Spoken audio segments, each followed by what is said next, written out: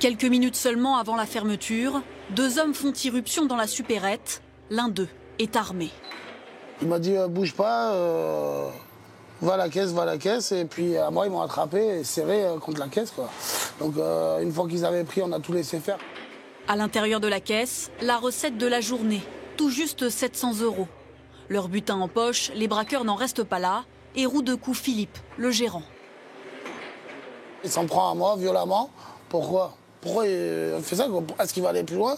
Est-ce qu'il veut m'assommer ou même me tuer, quoi, mais... Les 2 hommes prennent finalement la fuite. L'agression particulièrement violente n'aura duré qu'1 minute 30. Les blessures de Philippe lui valent 4 jours d'arrêt. Gérant du seul supermarché de la commune, il a rouvert le magasin aussitôt, mais pas sans une certaine inquiétude. On est beaucoup plus méfiants. À la fermeture, on regarde toujours un peu à la sortie. C'est vrai qu'on a toujours la pensée que ça peut réarriver, quoi. Boulangerie, salon de coiffure ou encore pharmacie, aucun commerce n'échappe aux braqueurs à la recherche d'argent liquide. Des attaques violentes pour quelques centaines d'euros seulement.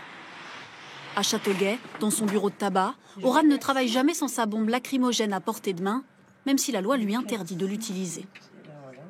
Ça me rassure dans le sens où j'ai quelque chose pour me protéger, mais je ne sais pas si je m'en servirai s'il m'arrive quelque chose comme ça. Une appréhension qui ne la quitte plus depuis qu'elle a été braquée, il y a 2 ans. Merci beaucoup, madame. En plein après-midi, 3 hommes entrent dans le tabac. L'un d'eux tient une arme. Je comprends pas. Je comprends pas trop ce qui m'arrive, c'est-à-dire que je recule, je vois qu'il y a une arme, et puis il commence à passer après derrière pour accéder à la caisse, en fait, tout simplement. Oran fait alors preuve d'un immense sang-froid. J'ai commencé à hausser le ton. Et j'ai commencé à crier, à leur dire mais tu fais quoi en fait? Tu fais quoi? Je me suis avancée, ils ont eu un mouvement de recul. Et là j'ai crié, maintenant vous sortez. Déstabilisés, les hommes prennent la fuite avec comme seul butin un paquet de tabac à rouler.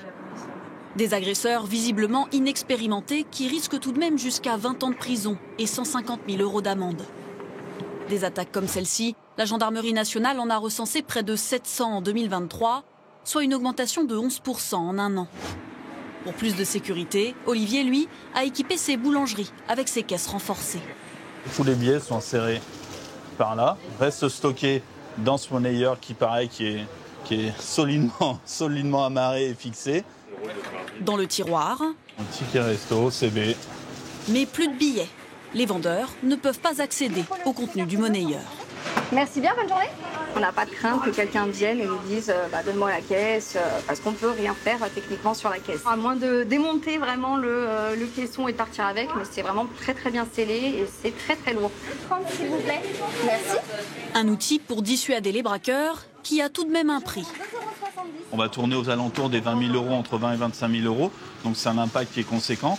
Mais sur le nombre d'années où ça tient, franchement, c'est rentabilisé. Pour rassurer leurs commerçants, certaines villes s'engagent. Il y a quelques mois, nous étions à Saint-Priest. Ici, vous pouvez apercevoir cet autocollant sur les vitrines de bijoutiers, fleuristes ou encore fromagers. Le petit bouton d'alerte directement sous la caisse. Grâce à ce boîtier, le commerçant peut envoyer un signal directement à la police municipale. On s'en est déjà servi en plus déjà une fois. Pas moi directement, mais les filles. Je vous ai dit qu'elles se sont fait agresser verbalement par un client. Elles ont sonné directement sur le bouton et en moins d'une minute, ils étaient là. Il suffit d'appuyer et l'alerte retentit ici, dans cette salle, d'où sont contrôlées les 400 caméras de la ville. Démonstration. Et on voit sur l'écran avec la cartographie du territoire l'endroit exact où a été déclenché le bouton d'alerte. Un des opérateurs peut alors envoyer la patrouille la plus proche.